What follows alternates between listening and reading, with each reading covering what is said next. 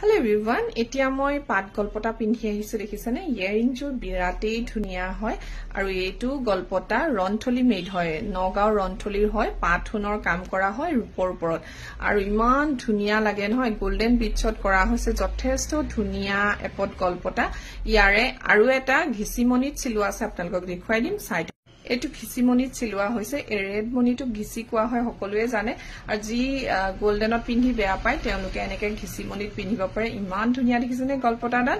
আৰু ইয়াৰে মাল্টি কালাৰও আছে হেতু মই পিন্ধি দেখুৱাই দিম আপোনালোক এটু হৈ গল মাল্টি কালাৰ আপোনালোকে ধৰিব পাৰিছিলে নাই তিনটা কালাৰ ইয়াত আছে red blue and green colour তিনটা কালাৰৰ সংমিশ্ৰণত যেটো গহনা বনোৱা হয় হেতুক মাল্টি কালাৰ কোৱা হয় অসমীয়া গহনাত কাৰণ অসমীয়া গহনাত মাত্ৰ 4টা কালাৰ পাব লগতে এটা ruby stone পোৱা যায় হেতুলৈ 5টা colour red green blue and black এই 4টা কালাৰে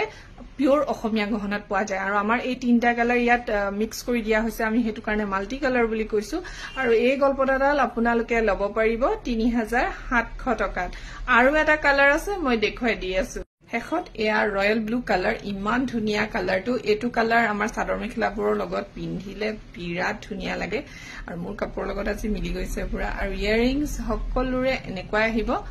সো যদি লব বিচাৰে আপোনালোকে স্ক্ৰিনত থকা নম্বৰত মোক যোগাযোগ কৰিব পাৰে থ্যাংক ইউ